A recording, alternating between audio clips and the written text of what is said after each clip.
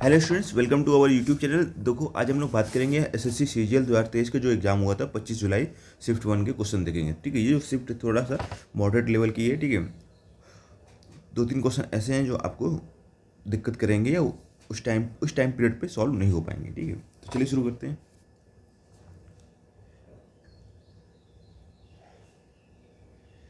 देखो, पहला हमारा जो क्वेश्चन है कह रहा है कि 8,500 रुपये साधारण ब्याज की एक निश्चित दर पर, ठीक है, 6 वर्षों में 11,050 हो जाते हैं।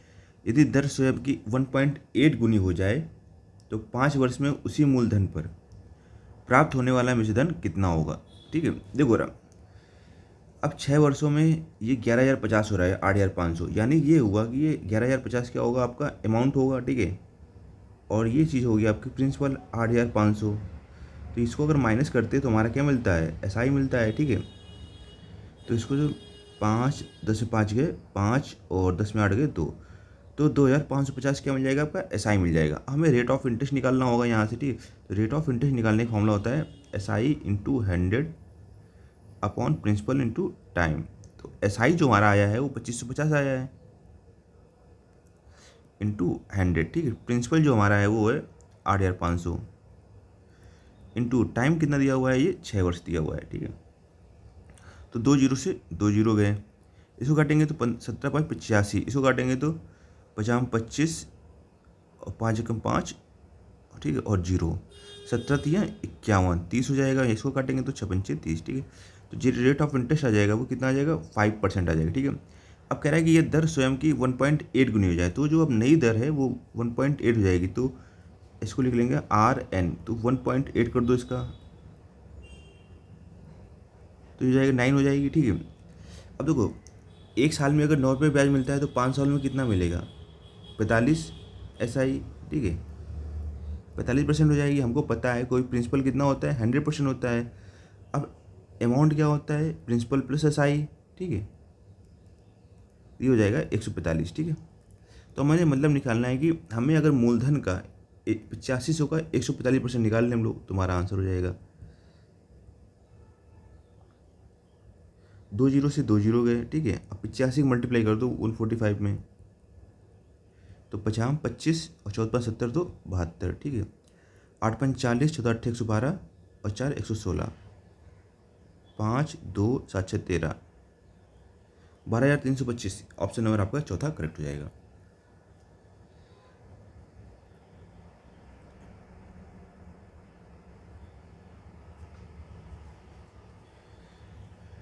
देखो, ये क्वेश्चन हमारा है क्वेश्चन नंबर सेकंड। ठीक है, तो कह रहा है ये P plus Q plus R equal to P Q R दिया हुआ है और 1/P plus 1/Q plus 1/R 1 के इक्वल दिया हुआ है। तो P Q plus Q Q plus R Q का मान क्या निकालना है। ठीक है, समझो रहा, ये देखो रहा, इसको अगर सॉल्व करोगे, P plus Q plus R की वैल्यू तो 1 होगी, पी क्यू आर की वैल्यू 1 होगी। अब इसको जरा सॉल्व करो। ठीक है, तो इसको जब सॉल्व करोगे तो इसका एल्शियम लेंगे, तो इसका एल्शियम आ जाएगा पी क्यू आर। ठीक है, तो यहाँ से ये देखो, यहाँ से P Q plus Q R plus R P, इसकी वैल्यू आ जाएगी 1। ठीक है, तो P Q plus Q R plus R P equal to हो जाएगा पी क्यू आर के। ठीक है, अब हमको पता है यार, ये एक्चुअल में फॉर्मूला में दिख रहा है A Q plus B Q plus C Q minus 3ABC।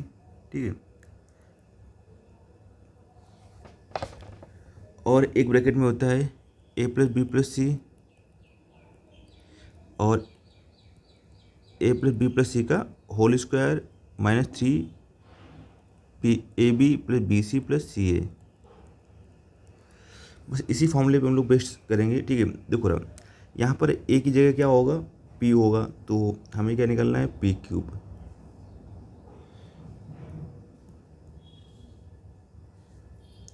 P cube निकालना है plus Q cube plus R cube. ठीक है, माइनस 3, अब पी क्यू आर लिख देंगे इक्वल टू, ठीक है, A plus B plus C की जगह क्या हो जाएगा, P plus Q plus R हो जाएगा।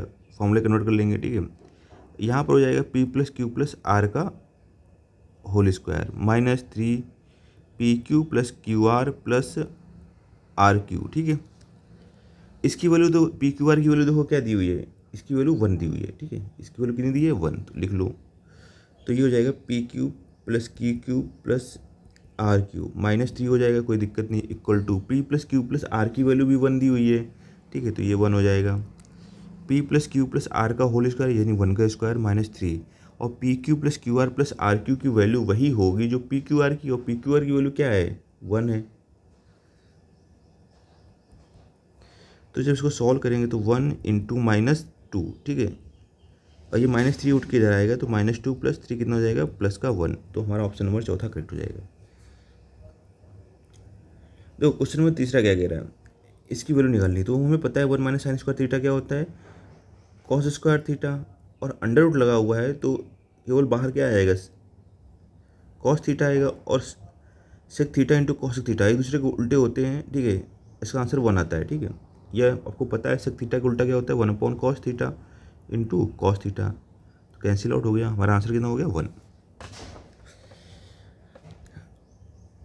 दो क्वेश्चन नंबर 4 क्या कह रहा है कि निम्नलिखित में से कौन सी संख्या 99 से विभाज्य है। तो 99 विभाज्य होने के लिए इसको 9 से विभाज्य होना पड़ेगा और 11 से विभाज्य होना पड़ेगा।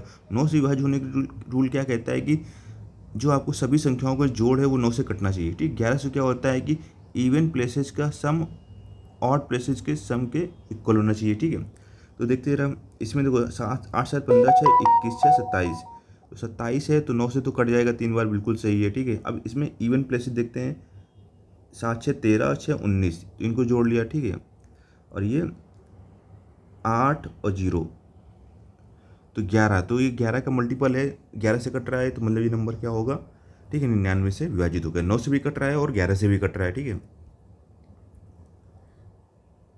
क्वेश्चन नंबर 5वां देखते हैं, कह रहा है कि एक त्रिभुज के कोणों का अनुपात 2:3:7 है। त्रिभुज के सबसे बड़े कोण की माप क्या है। देखो रहा, तीनों का योग कितना होगा, 180 के बराबर होगा। ये चीज़ आपको पता है, त्रिभुज के तीनों कोणों का 180 बराबर होता है। तो इसको हम लोग क्या मान लें, 2 3 5 7 12, तो 12 यूनिट की वैल्यू है 180, तो 1 यूनिट की वैल्यू हो गई 15। तो हमसे पूछा गया सबसे बड़े 15 सत्ते 105। देखो क्वेश्चन नंबर 6वां देखो। ठीक है, क्वेश्चन नंबर 6वां क्या कह रहा है, एक परिवार की मासिक आय वो 35,000 है। ठीक है, परिवार आय को विभिन्न व्ययों जैसे कि भोजन, स्वास्थ्य, शिक्षा, मनोरंजन और किराए पर खर्च करता है। सभी व्यय के बाद हर महीने 8% की बचत होती है। मतलब 35,000 रुपये कमा रहा है तो उसमें 8% क्या कर रहा है, बचा भी रहा है। ठीक है, 8 पंच 40, ठीक है, 8 3 24 4 28, तो 28 रुपये बचा रहा है। तो मतलब क्या हुआ, 35,000 कमा रहा था, 2800 बचा रहा है, तो उसके बाद से, ठीक है, उसने खर्चा कितना किया, तो ये खर्चा करेगा वो 33,000, 1 मिनट, 32 3 35, 32,200 करेगा। ठीक है, ये इसका एक्सपेंडिचर होगा टोटल।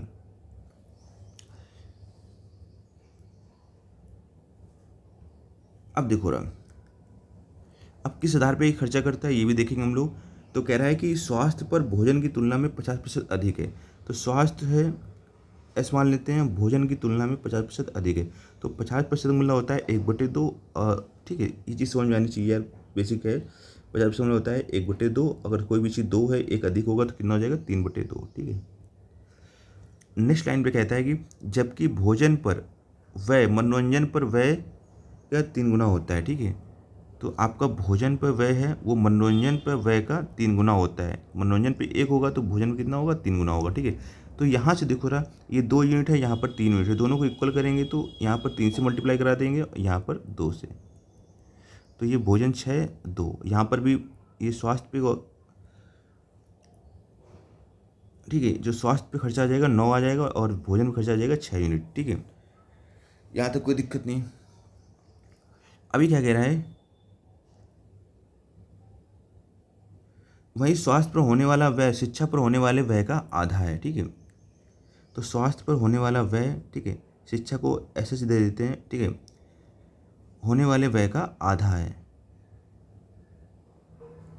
तो शिक्षा मतलब 2 होगी तो 1 यूनिट खर्चा करेगा, तो ऐसे ही यहाँ पर स्वास्थ्य पर कितना कर रहा था, 6, तो इसको बराबर करेंगे तो 6/12 हो जाएगा। ठीक है, यानी स्वास्थ्य पे करेगा 6 तो शिक्षा पे करेगा 12। ठीक है,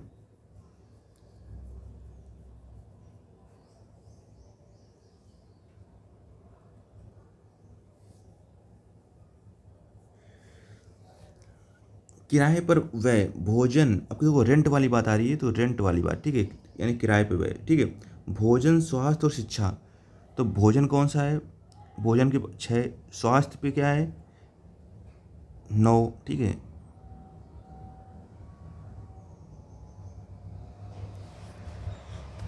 एक मिनट कुछ खेला हो गया क्या यहाँ। एक मिनट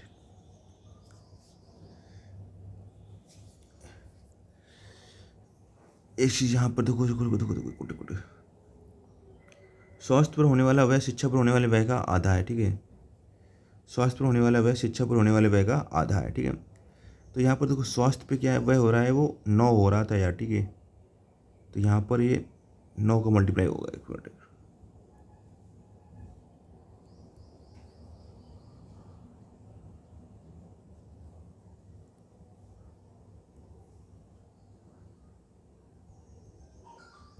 तो ये 9 हो जाएगा, शिक्षा पे 18 हो जाएगा, ठीक है। अब आगे वाली लाइन देखते हैं, कह रहा है ठीक है स्वास्थ्य पर होने वाला। अब कह रहा है किराए पर व्यय, ठीक है। किराए पर व्यय है, ठीक है। वो भोजन और स्वास्थ्य, भोजन कितना है हमारा 6 है, ठीक है। स्वास्थ्य हमारा कितना है 9 है, ठीक है। और शिक्षा कितना है 18 है। तो इसका क्या है वो 1/3 है, ठीक है। तो इसको जब सॉल्व करेंगे 18 9 27 6 33 33/3 यानी 11 यूनिट खर्चा हो रहा है, ठीक है। तो शिक्षा पर कितना व्यय किया गया अब समझो रहा, ये 11 यूनिट, ठीक है। और शिक्षा पे 18 यूनिट, 11 18 कितना हो गया 29, ठीक है। स्वास्थ्य पे 9 यूनिट, 29 9 38। और भोजन में कितना कर रहा है 6, 38 से 44, ठीक है। मनोरंजन पे 2 46। तो 46 यूनिट की वैल्यू जो दी गई है वो दी गई है आपको 32,200। और आपसे जो पूछा गया है शिक्षा पर, ठीक है। शिक्षा पर व्यय कितना कर रहा है वो 18 यूनिट। तो इसको सॉल्व करेंगे 7 छंग 42 और 7 चौक 28 और 32, तो ये 7 बार चला जाएगा, ठीक है। तो 18 सत्ते कितना हो जाएगा 126।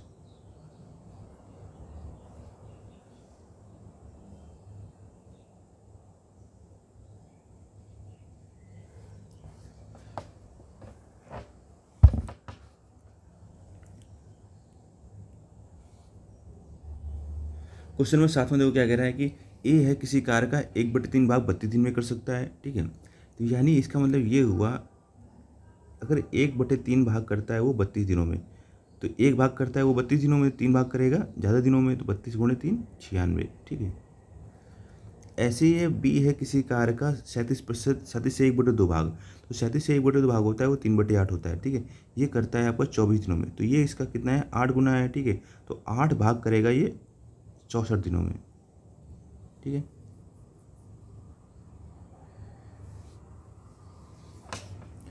अब देखो सी है उसी कार का 60%, 60% मतलब होता है 3/5। तो 3/5 भाग करता है वो 48 दिनों में, ठीक है। तो 3 भाग करेगा 16 दिनों में, तो यानी 5 भाग करेगा वो 80 दिनों में, ठीक है।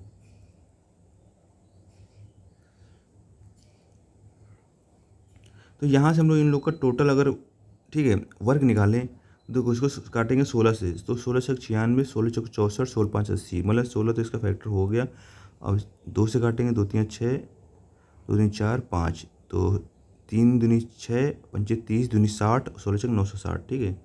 तो टोटल वर्क आ जाएगा 960 आ जाएगा। ए की क्षमता यहाँ से आ जाएगी 10 और बी की क्षमता आ जाएगी 64 का भाग देंगे तो 64 एकम 64, ठीक है। 960/64, 16 चौको 64, 16 चौक 96, तो 15 आ जाएगा, ठीक है। इसका आ जाएगा 12। अब समझो सी की क्षमता होगी 12, बी की क्षमता होगी 15, ए की क्षमता होगी 10, ठीक है। अब क्या कह रहा है कि बी और सी ने मिलकर काम करना शुरू किया और एक्स दिन तक कार्य किया। तो बी और सी, तो बी ये करता है 15 दिन, एक दिन में 15 काम करता है, सी करता है 12 दिन, 12 यूनिट काम। तो एक दिन में कितना कर लेंगे 27। तो अगर एक्स दिन करेंगे तो टोटल काम कितना होगा 27x होगा, ठीक है। अब ए और सी के साथ शामिल हुआ, ठीक है। अब ए और सी हैं तो ए की क्षमता 10 है, सी की क्षमता 12, तो 12 10 कितना हो गया 22। और इन्होंने कितना काम किया x+8 दिन। तो जो टोटल वर्क होगा इसी के इक्वल होगा, ठीक है। तो बस 27x 22x 22 176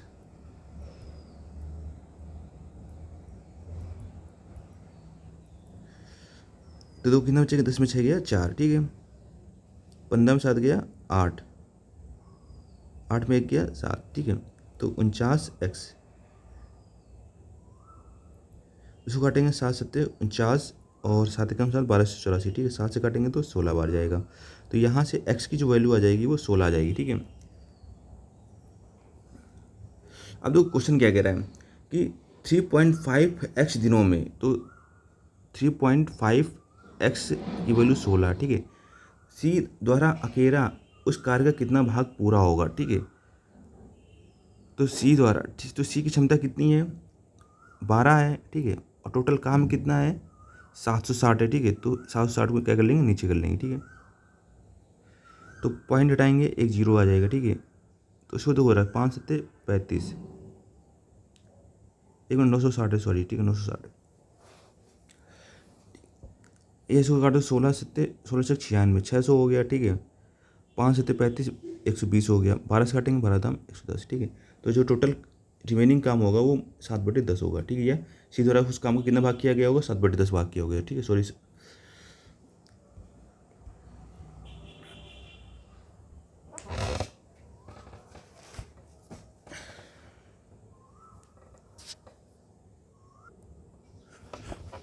देखो क्वेश्चन अगला 8वां क्या कह रहा है कि निम्नलिखित में से कौन सी संख्या 8 से विभाजित है। तो 8 से विभाजित होने के लिए लास्ट की 3 डिजिट 8 से कटनी चाहिए, ठीक है। तो इसको अगर काटते हैं तो 8 का भाग देंगे 716 में, ठीक है।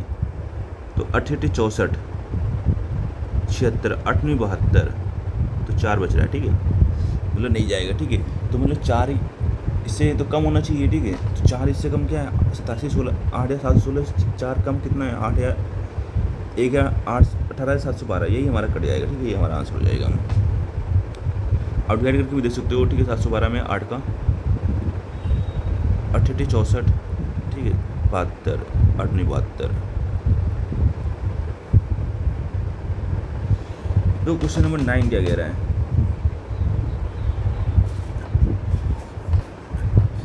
कह रहा है एक किसी कार्य को 60 दिनों में पूरा कर सकता है, वह इस पर 15 दिनों तक काम करता है। फिर बी अकेले से इस कार्य को 48 दिनों में पूरा करता है। ए और बी मिलकर इस काम को करने में कितना समय में पूरा कर सकते थे। ए है वो 60 दिनों में काम कर सकता है, ठीक है। वह इस पर 15 दिन तक काम किया, तो जो उसका काम होगा, ठीक है, एक दिन का काम 1/60 होगा, तो 15 दिन का काम कितना हो जाएगा, 1/4 भाग, ठीक है। फिर बी ने अकेले से इस काम को, तो टोटल काम था 4, एक काम हो चुका था, तो कितना बचेगा, 3/4। तो जो 3 भाग करता है वो 48 दिनों में करता है। तो 1 भाग करेगा 16 दिनों में, तो 4 भाग करेगा वो 64 दिनों में, ठीक है। यानी जो बी करेगा वो 64 दिनों में करेगा, ठीक है। कह रहा है ए और बी मिलकर, तो जब कभी भी दोनों मिलकर हो तो इन दोनों को मल्टीप्लाई करा लो, इन्हीं को दोनों को जोड़ दो, ठीक है। तो 15 चौको 60 और 4 3 12 41, 1/4 3 12 1, ठीक है। तो 31 देखो किस ऑप्शन पे है, बस यही ऑप्शन है जिसमें आखिरी में मतलब हर में 31 आ रहा है, ठीक है। कह रहा है कि निम्नलिखित में किसका मान अन्य विकल्पों से भिन्न है। तो sin 90 की वैल्यू 1 होती है, tan 45 वैल्यू 1 होती है, cos 0 वैल्यू 1 होती है। तो sec 60 की वैल्यू होती है आपकी 2 होती है, ठीक है।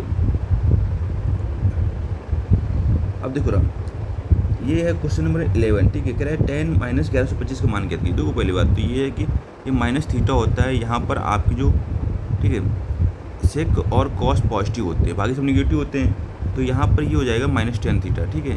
tan माइनस थीटा क्या होता है, -tan थीटा होता है, ठीक है। तो ये हो जाएगा -tan 1125, ठीक है। अब इसको हम ब्रेक करेंगे 360 के टर्म में, ठीक है। तो 36 का 360 × 3 कितना होता है, 1080, ठीक है।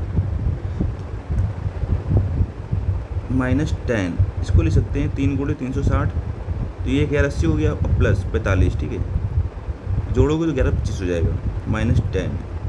अब ये 360 प्लस थीटा यहाँ पर होता है, ठीक है। तो यहाँ पर ऑल पॉजिटिव होते हैं, मतलब ये इसका जो साइन आएगा वो प्लस का ही आएगा, तो प्लस इंटू माइनस माइनस ही रहेगा, ठीक है। बचेगा ये, केवल एंगल लेते हैं 45, tan 45 बोले कितनी होती है 1, तो -1 हो जाएगा। क्वेश्चन नंबर 12वां देखो क्या कह रहा है कि एक वस्तु का अंकित मूल्य 50,000 है। 3 दुकानदारों में से पहला इस पर 25% और 15% की 2 क्रमिक छूटें देता है। दूसरा दुकानदार इसे 20% और 20% की 2 क्रमिक छूटें देता है। तीसरा दुकानदार 30% और 10% की 2 क्रमिक छूटें देता है।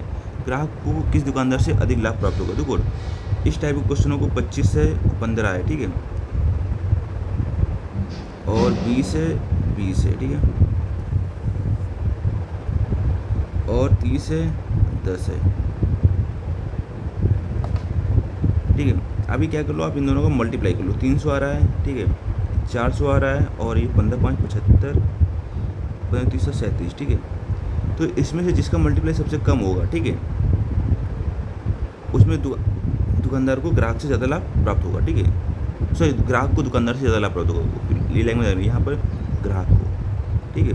और जिस पे मल्टीप्लाई ज़्यादा होगा तो उस पर क्या होगा ना,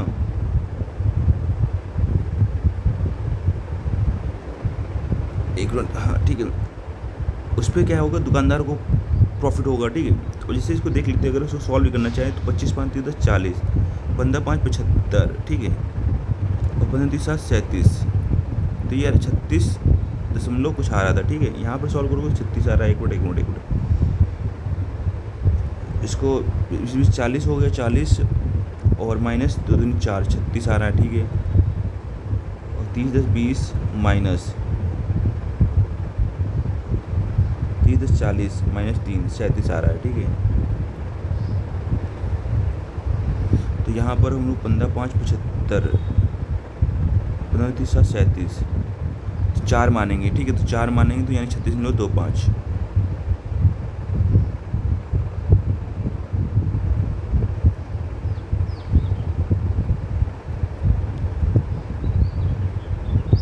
देखो ये ऐप ऐसे निकालो तरीका मत अपनाओ, ठीक है।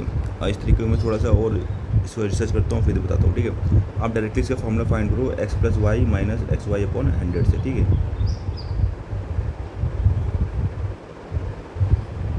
क्वेश्चन नंबर 13 देखते हैं। कह रहा है कि एक हाल की लंबाई, चौड़ाई और ऊंचाई क्रमशः 10 मीटर, 20 मीटर और 15 मीटर है। हाल के अंदर की दीवारों और भीतरी छत को 10.20 मीटर पर स्क्वायर की दर से सफ़ेदी कराने का खर्च कितना आ गया थी। देखो लंबाई, चौड़ाई, ऊंचाई है, ठीक है। तो आपको पता है कि इसके कमरे के चारों दीवारों का क्षेत्रफल कितना होता है, L + B × H होता है, ठीक है। और जो छत का क्षेत्रफल होगा वो L × B होगा। ये चीज़ समझ में आ रही है, ठीक है। तो L की वैल्यू कितनी है, 10 है, और B की वैल्यू 20 है। 10 + 20 कितना हो गया, 30, × H कितना है, 15। तो L की वैल्यू 10 20, ठीक है।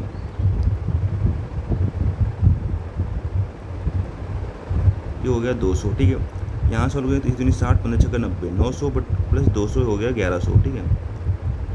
तो 1100 और इसका जो पर मीटर स्क्वायर खर्चा है 10.20, तो इसको मल्टीप्लाई करो तो 11 दूनी 22, 11 कम 11, तो 11 22 किस ऑप्शन पे है, सेकंड पे है, यही हमारा आंसर। तो क्वेश्चन नंबर 14 क्या कह रहा है, कह रहा है यदि RP और RQ केंद्र O वाले एक वृत्त की दो स्पर्श रेखाएं हैं कि POQ बराबर 120, ठीक है। तो बोला यहाँ पर R है, दोनों में कॉमन है, मतलब कि जो स्पर्श रेखा होगी एक कॉमन पॉइंट से जा रही होगी, RP RQ, ठीक है। ये आपका O पॉइंट है, POQ, ठीक है, 120 है। तो आपको याद रखना है ये जो एंगल होगा हमेशा 180 में से सामने वाली वैल्यू को घटा देंगे, ठीक है। ये इन दोनों का जोड़ होगा 180 के बराबर होगा, तो 120 और 60 180 होगा, ठीक है। तो ये हमारा आंसर हो गया। तो क्वेश्चन नंबर 15 क्या कह रहा है कि A किसी कार्य का 1/3 भाग 7 दिनों में पूरा कर सकता है, B उसी कार्य का 2/7 भाग 10 दिनों में पूरा कर सकता है। तो A और B दोनों मिलकर उस कार्य को कितने दिनों में पूरा कर सकते हैं। देखो एक भाग करता है 7 दिनों में, 3 भाग करेगा 21 दिनों में, तो A कितना कर लेगा 21 दिनों में, ठीक है। B करता है 2/7 भाग 10 दिनों में, ठीक है। 2 भाग करता है 10 दिनों में, तो 1 भाग करेगा 5 दिनों में, 7 भाग करेगा 35 दिनों में। दोनों मिल के कराना है, तो 21 × 35 बटे, दोनों को जोड़ दो, 35 और 1 36 20 56, 7 का 21 7 बटे 56, ठीक है।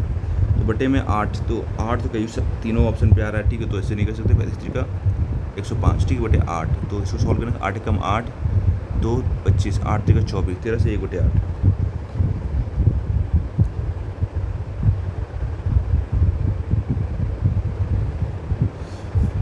देखो रहा ये क्वेश्चन है, ठीक है। अब इसको हम लोग देखो लिख सकते हैं 16x² का होल स्क्वायर, इसको लिख सकते हैं 4y² का होल स्क्वायर, ठीक है। तो यहाँ से हम लोग क्या कर लें, 4 कॉमन ले लें या 5 कॉमन ले लें, 5, ठीक है। तो 16x² - 20y², 16x² + 4y², ठीक है।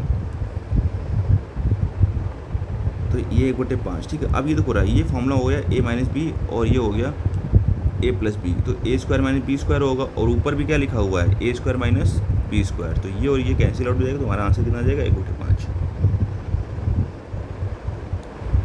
क्वेश्चन क्वेश्चन नंबर 17 देखो क्या कह रहा है कि एक नाव है धारा के प्रतिकूल 1 घंटे में और धारा के अनुकूल 45 मिनट में 12 किलोमीटर की दूरी तय करती है। नाव धारा की चाल कहती है। देखो प्रतिकूल जब भी जाएगी तो x माइनस वाई जाएगी, तो ये चाल होगी तो x माइनस वाई चाल बराबर तो चाल बराबर दूरी बटे समय। तो दूरी है 12, समय कितना लग रहा है 1 घंटा, तो x माइनस वाई की जो वैल्यू आ जाएगी 12 आ जाएगी। अब धारा के अनुकूल जो चाल होगी वो x प्लस वाई होगी, दूरी कितनी है 12, ठीक है, समय कितना है 45 मिनट।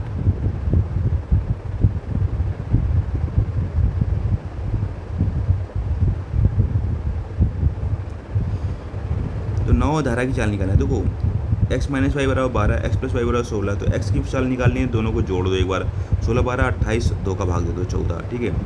y की चाल निकालनी है तो दोनों को घटा दो, 4 आ जाएगा, 4 में 2 का भाग दे दो 2 आ जाएगा। तो 14 और 2 किस ऑप्शन पे है? ऑप्शन नंबर 17 पे। दो क्वेश्चन नंबर 18 क्या कह रहा है, निम्न पाई चार्ट कक्षा 12 के सेक्शन ए बी सी और डी ई में उपस्थित और उत्तीर्ण छात्रों की संख्या का डेटा दर्शाती है, ठीक है। उपस्थित छात्र हैं जो 1800 हैं और उत्तीर्ण छात्र हैं वो 800 हैं। कह रहा है सेक्शन ए और बी में उपस्थित छात्रों की संख्या के बीच अंतर ज्ञात कीजिए। देखो ये उपस्थित छात्र डाटा शो कर रहा है, सेक्शन ए में 42 डिग्री है और बी में 50 डिग्री है, दोनों के बीच का डिफरेंस कितने का है 8 डिग्री का। आपको पता है कि टोटल कितने होते हैं 360 डिग्री, तो 360 डिग्री की वैल्यू है 1800, ठीक है। हमें डिफरेंस चाहिए 8 डिग्री, बस 36 पंचे 180, ठीक है, तो 8 पंच 40, ये हो गया हमारा आंसर।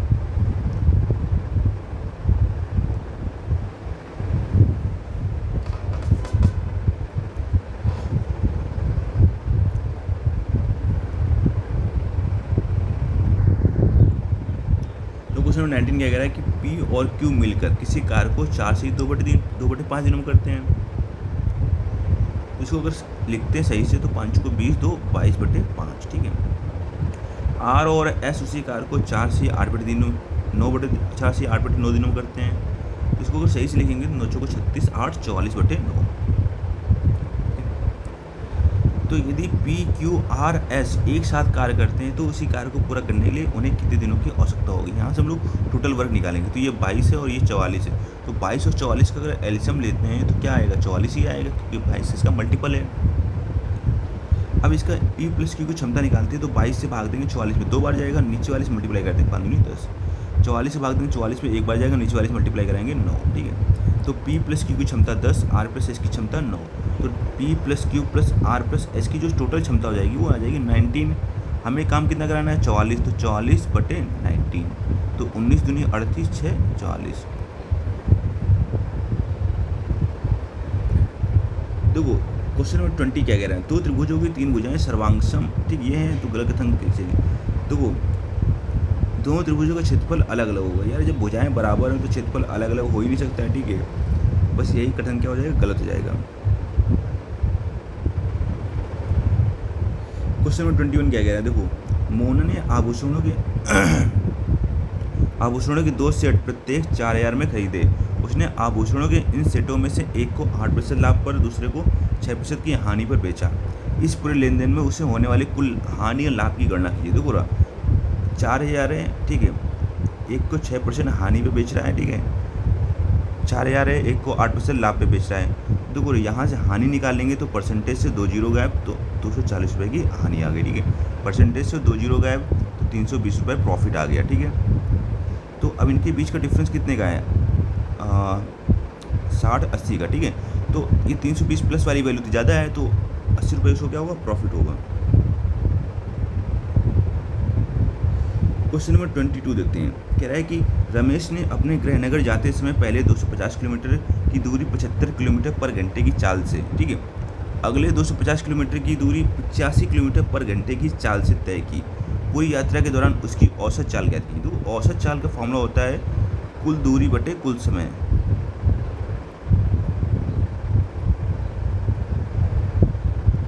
तो कुल दूरी कितना गया, पहले 250 गया, फिर 250 गया तो 500 गया, ठीक है। समय कितना लग रहा है, समय निकालने के लिए समय बराबर क्या होता है दूरी बटे चाल, तो 250/75 प्लस 250/85, ठीक है। अब इसको जरा देखो 250 ऊपर से कॉमन ले लो, तो यहाँ बचेगा 1/75 प्लस 85, तो इसको काटोगे 2 बार चला जाएगा 2, ठीक है। अब इसको एलसीएम लोगे 2 गुणे 75 गुणे 85 हो जाएगा, ठीक है। अब ये 85 इधर 75 इधर, तो 85 + 75,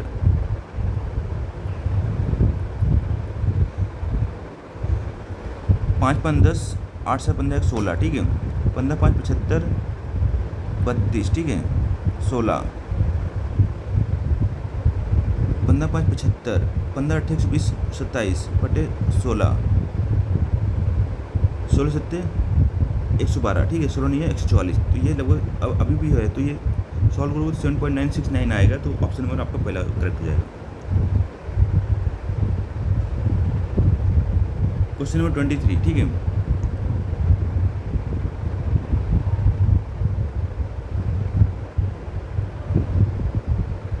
seven A minus 7 upon a + 4 = 0, ठीक है। देखो 7a - 7 अपॉन a = -4, 7 कॉमन ले लेंगे, a - 1 अपॉन a = -4,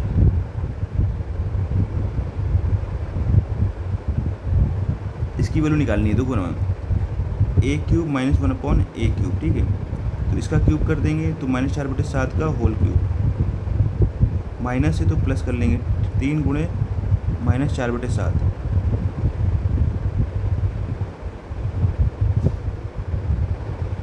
इसको हो जाएगा 3 × 12/7, ठीक है। एलसीएम लेंगे तो 343, ठीक है। तो यार इस एक ही ऑप्शन है इसमें 343 आ रहा है, बस यही हो जाएगा, ठीक है। ऑप्शन ही देख के हम लोग कर देते हैं। देखो यार निम्नलिखित से कौन सा अनुपात सबसे कम है, ठीक है। 2 कोई 13:19 है, ठीक है। अब देखो यहाँ पर इसको 2 को मल्टीप्लाई कर दो, यहाँ पर 2 का, तो ये हो जाएगा 26:38, ठीक है। इसमें 2 का करो, ये हो जाएगा 16:38, ठीक है। इसमें करोगे 30:38, ये हो जाएगा 17:38, ठीक है। तो देखो जो अनुपात, जो वैल्यू ऊपर वाली वैल्यू सबसे बड़ी होगी, वही अनुपात क्या होगा, सबसे कम होगा।